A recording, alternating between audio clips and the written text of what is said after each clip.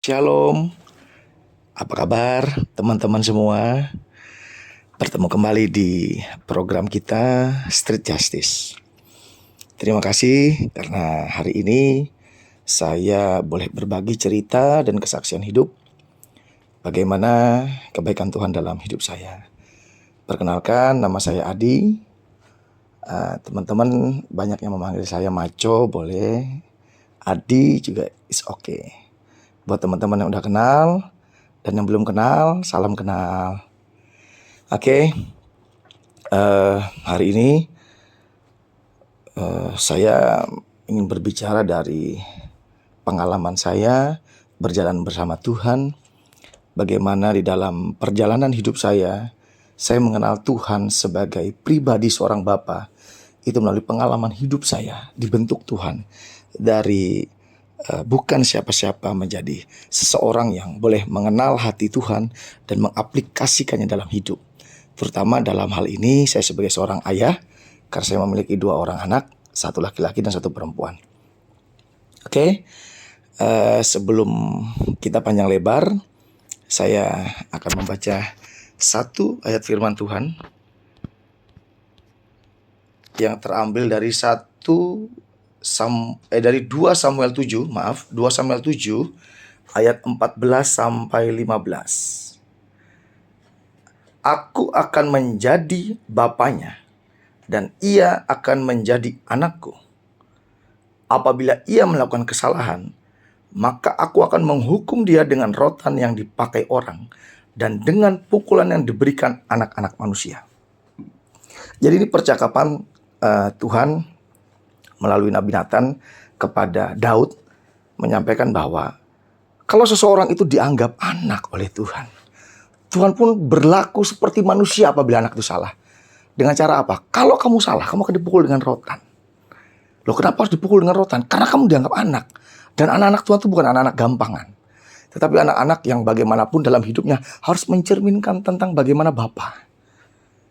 Bagaimana kamu bisa mengatakan Tuhan itu baik ketika kita sendiri tidak melakukan hal-hal yang baik. Bagaimana kita mengatakan Allah itu besar, tetapi dalam kehidupan kita tidak melakukan hal-hal dari yang terkecil menjadi pelan-pelan diangkat Tuhan menjadi besar. Dalam hal apa? Dalam hal kebaikan salah satunya. Dalam hal menjadi contoh salah satunya. Dalam hal berbagi salah satunya. Nah, saya tertarik dengan ayat ini bahwa ternyata Allah atau Tuhan itu menyatakan kepada Daud bahwa seseorang yang dianggap anak itu pun akan diperlakukan Tuhan seperti seorang bapa mendidik anaknya. Kita lihat lagi di berikutnya.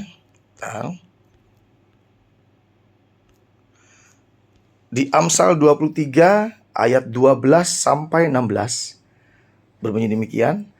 Arahkanlah perhatianmu kepada didikan ini, firman ini kepada anak-anak muda, dan telingamu kepada kata-kata pengetahuan. Jangan menolak didikan dari anakmu.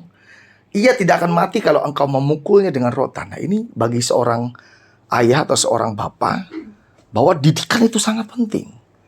Bahkan ketika anakmu itu membangkang, artinya suka ngelawan, kamu harus didik dia. Bahkan dengan rotan sekalipun.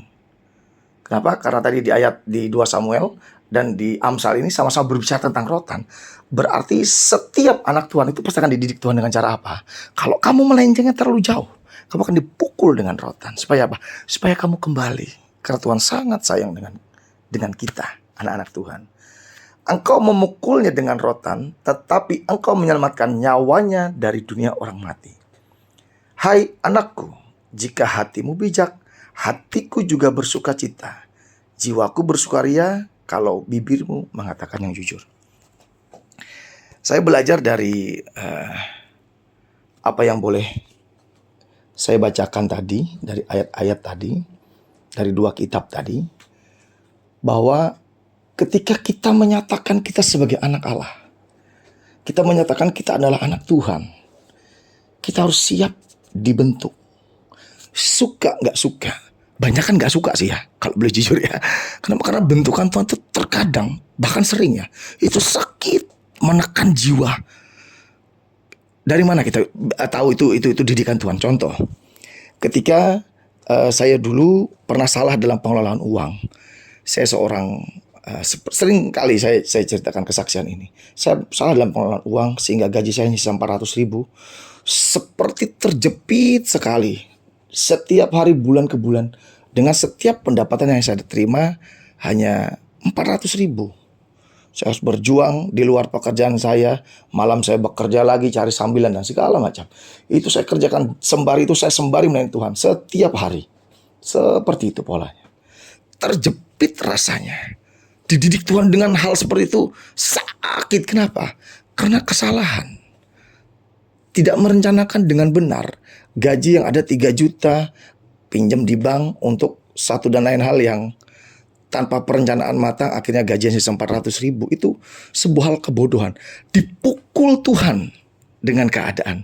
Seperti seorang ayah memukul anaknya. Supaya sadar kamu salah.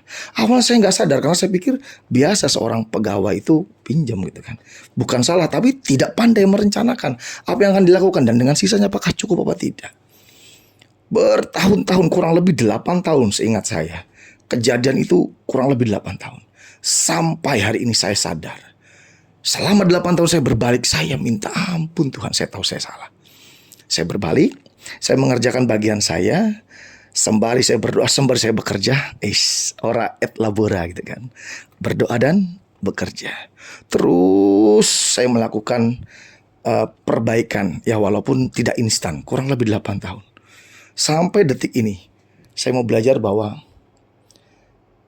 memang perubahan seseorang itu adalah bentuk salah satunya campur tangan Tuhan dalam hidup kita. Supaya apa? Supaya kamu menjadi lebih dewasa. Karena yang biasanya dipukul itu pantatnya biasanya ya anak-anak. Tiba-tiba harusnya tidur siang, tiba-tiba nggak tidur siang. Adi, mana Adi? Oh, di sana. Oh, datang orang tua bawa pemukul kasur yang dari rotan tuh. Pak, aduh, pantat sakit gitu kan. Pengalaman ya. Kadang pakai sabuk, wah ibu ngejar atau ayah marah, pak pukul pantat, aduh kan gitu kan. Nah itu pengalaman. Jadi ketika zaman saat ini itu adalah zaman yang kata orang zaman yang berbeda, zaman yang apalagi kan kalau teman-teman dengar ada generasi namanya generasi Z. Generasi Z itu sangat lemah, dibentuk dikit nangis gitu kan. Secara mental, secara semangat spirit pun mereka lemah. Kenapa? Karena tidak dibentuk dengan cara pendisiplinan. Apakah pendisiplinan itu harus selalu dengan cara keras? Saya rasa pribadi tidak. Tetapi apabila terlalu melenceng, terlalu jauh, dan anakmu terlihat susah diatur dengan perkataan yang lembut, kamu harus pertegas bahasamu. Dan ketika dia melakukan sebuah kesalahan yang mengancam nyawanya, suka tidak suka, kamu harus berikan apa? Pengingat. Contoh, saya kasih contoh. Tempo hari pernah anak saya, udah agak lama ya, itu naik sepeda dia. Dia tuh baru bisa naik sepeda, tapi naik sepeda lewat jalan raya. Begitu pulang, dia sama-sama teman-temannya, kami bisa lewat jalan raya om gini-gini. Marah saya. Kenapa? Karena ketika anak itu baru bisa belajar naik sepeda, kemampuannya untuk menguasai sepedanya itu tidak ahli seperti kita yang orang dewasa ya. Wah, megang juga masih goyang-goyang lewat jalan besar, di mana jalan itu mobil, motor, kecepatan tinggi, dan kalau sampai terjadi apa-apa, terlalu fatal akibatnya. Wow, saya sudah marahin awal sebelumnya, saya sudah ingatkan jangan, ternyata diam-diam dia naik sepeda. Wih, itu yang betul-betul emosi. Saya pukul pantatnya, pang, nangis dia. Kenapa harus saya lakukan itu? Karena firman Tuhan juga berkata mendidik. Karena saya takut kehilangan nyawa anak saya. Ketika kamu mengasihi anakmu dan kamu takut kehilangan dia, maka cara yang paling ampuh ketika perkataan yang lembut tidak bisa mengingatkan dia, pukul dia. Tetapi janganlah kamu menginginkan kematian anakmu, tapi pukul dia untuk mengingat bahwa kejadian itu menyakiti hatimu sebagai seorang papa. Oh, saya pikir Saya ingat ini ada firman-Nya di Amsal. Luar biasa. Saya pernah dulu menyampaikan di dalam sebuah kesempatan menyampaikan firman Tuhan bahwa Alkitab itu adalah sebuah paket komplit. Bagaimana kamu seseorang yang gagal, misalkan dalam perjalananmu, kamu seperti atas langit seperti tembaga, tanah seperti seolah-olah dunia langit dan bumi itu sulit sekali untuk kamu apa bahasa saya bisa mendapatkan rezeki, gitu kan? Ternyata di balik semua itu Tuhan ingin bentuk kita. Dan di balik semua itu semua ada tersurat. Tersurat itu tertulis ya Bapak Ibu.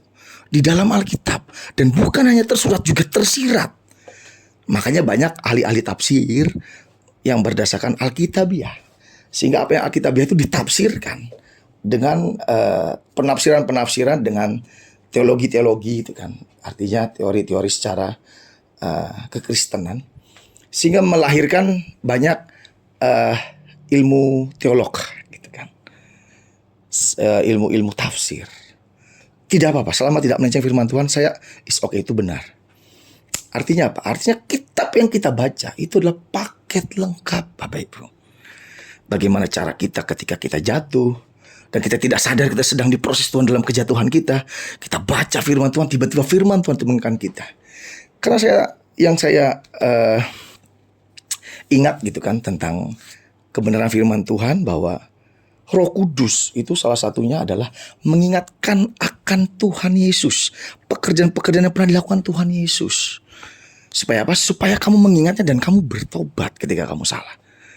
Termasuk tentang firman yang sudah kamu baca. Ketika kamu jatuh ke dalam sebuah lubang, kamu bingung caranya keluar dari lubang ini. Baca Alkitab. Tuhan akan tuntun kamu. Suatu saat kelak, bahkan dari seorang hamba Tuhan pun ketika kamu mengikuti sebuah ibadah atau sebuah persekutuan, ketika hamba Tuhan itu menyampaikan isi hati Tuhan, kamu tahu ini jawaban Tuhan. Kenapa? Karena Alkitab kita ini adalah paket lengkap, Bapak Ibu, teman-teman. Begitu juga saya sekarang dengan anak-anak saya sudah beranjak dewasa, saya mulai dengan pendekatan berbeda. Pendekatan sebagai seorang sahabat, seperti teman. Walaupun dalam perjalanannya saya tetap memberikan garis bahwa saya seorang ayah. Tapi sebagai seorang ayah, saya juga sebagai seorang teman. Tapi saya sebagai seorang teman, saya juga sebagai seorang guru bagi mereka. Mendidik, mengajar, mengingatkan mereka apabila salah.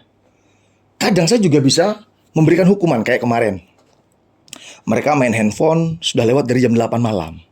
Akhirnya perjanjiannya handphone jam 8 malam dimatikan. Kita berdoa bersama. Setelah kita berdoa bersama, kita tidur. Terus besok paginya jam 4:30 kita bangun lagi. Kita baca Alkitab bersama. Dan seperti itu seterusnya. Persiapan mandi, sekolah, dan segala macam. Ternyata jam 8 setelah habis kita baca Alkitab, kita berdoa bersama, mereka masih main sampai lewat dari jam 9. Ketahuan. Akhirnya apa? Saya berikan hukuman. Hukumannya apa? Handphonenya disita. Supaya apa? Supaya bisa tidur. Kalau handphonenya nggak disita, nggak bisa tidur. Berjalannya waktu, saya berikan pengertian. Puji Tuhan, seperti dalam Alkitab itu berbicara bahwa dengan bertambahnya usia, hikmat seseorang pun akan semakin didewasakan. Artinya usia itu juga menjadi penentu bahwa seseorang memiliki hikmat. Hikmat secara manusia dan secara ilahi. Semakin lama kita mengenal Tuhan, kita pun akan dibentuk mengenal Tuhan secara kedewasaan rohani. Secara manusia juga kita sebagai seorang yang kanak-kanak, lalu beranjak menjadi dewasa, remaja, lalu dewasa, itu pun memiliki hikmat dan cara menanggap yang berbeda. Nah, semua ini terangkum semua di dalam Alkitab. Jadi Alkitab kita itu adalah paket lengkap. Dari kejatuhan anak manusia sampai kebangkitan anak manusia. Puji Tuhan, beberapa hal yang saya sampaikan bahwa jangan pernah takut untuk mendidik anak. Lebih baik kita mendidik dengan ketegasan. Supaya mereka tahu bahwa papanya ini adalah papa yang tidak bisa dipermainkan. Karena Alkitab mencatat, anak-anak Tuhan itu bukan anak-anak gampangan. Tetapi anak-anak yang kokoh di dalam Tuhan. Seperti Sadrak, Mesak, Abednego, mereka ketika disuruh menyembah patung, mereka tidak menyembah patung. Bahkan ketika mereka dihukum, Tuhan menyertai mereka dengan mujizat. Ini sebuah cerita yang mengajarkan kita bahwa ketegasan sebagai orang tua itu penting. Kenapa? Karena anak-anak kita itu adalah anak-anak yang kalau kamu tidak memberikan contoh, salah satunya dalam hidup sebagai seorang ayah atau ibu ya, kalau tidak memberikan contoh pun anak-anak kan jengah ngelihatnya. Lupa apa, cuma bisa ngomong doang, papa sini gak bisa. Harus jadi contoh gitu. Makanya Tuhan pun datang ke dunia menjadi seorang manusia, jadi contoh. Yesus bilang apa? Makananku ialah melakukan kehendak Bapa di sorga. Jalani namanya jalan salib, sampai di salib. Terus Bapa muliakan dia, duduk di sebelah kanan Allah Bapa. Ya, itu yang saya bisa bagikan. Intinya dalam hidup saya, yang bisa saya bagikan dalam serial Street Justice ini adalah tidak peduli bagaimana caramu menjauh dari Tuhan. Tidak peduli bagaimana caramu menghindar dari Tuhan. Kalau Tuhan sudah anggap kamu anak, kamu harus siap dengan didikan Tuhan, bahkan dengan rotan Tuhan sekalipun. Kenapa? Because God love you. Karena Tuhan Allahmu mengasihimu, mencintaimu. Sama seperti seorang ayah yang tidak ingin kehilangan anaknya gara-gara kesalahan yang dilakukan anaknya. Tetapi apabila kamu memutuskan hubungan antara ayah dan anak, itu berbeda cerita. Ingat, setan iblis seperti singa yang mengaum, yang siap mengoyak kita. Yuk, saya ingin sampaikan dari kesaksian saya ini bisa membuat teman-teman yang lain lihat nih, replay ke belakang gitu kan. Apa nih yang sudah pernah terjadi dalam hidup kita yang di dalamnya ada bentukan Tuhan. Dan ketika kamu belum lulus, pelajari di mana kesalahan kita. Supaya apa? Supaya kita bisa keluar dari kesalahan itu dan kita menjadi pemenang. Dan ingat, ketika kamu sudah keluar dari masalah itu dan jadi pemenang, catat dalam otak kita. Ketika kita diberikan Tuhan kesempatan untuk menyampaikan kabar sukacita itu, sampaikanlah kepada saudara-saudaramu yang lain. Agar apa? Agar mereka pun bisa melalui yang sudah pernah kamu lalui. Jalan ini, apa namanya? Jalan yang membuat kamu sesak dan akhirnya kamu bisa bebas. Dengan cara apa? Pembaharuan budi yang baru yang diberikan oleh Tuhan kita. Bagi setiap orang yang ingin menjadi anak Tuhan yang sejati. Terima kasih. Ini yang saya bisa bagikan. Kiranya apa yang saya bisa bagikan boleh menjadi rema, boleh menjadi pengingat, reminder buat kita semua bahwa setiap didikan Tuhan dalam hidup kita, baik berkat yang ada padamu, baik setiap kejatuhan yang ada padamu, Tuhan punya maksud dalam hidupmu. Ketika Tuhan perkaya kamu dengan uang, Tuhan punya maksud dengan uangmu. Ketika kamu tidak punya uang sama sekali, Tuhan punya maksud dalam kesesakanmu. Semua hal dalam hidupmu punya maksud Tuhan. Tetapi hasil akhir hidupmu, kamu pasti dimuliakan Tuhan. Pegang terus Tuhan, jalan bersama Tuhan, memiliki hubungan yang dekat sama Tuhan.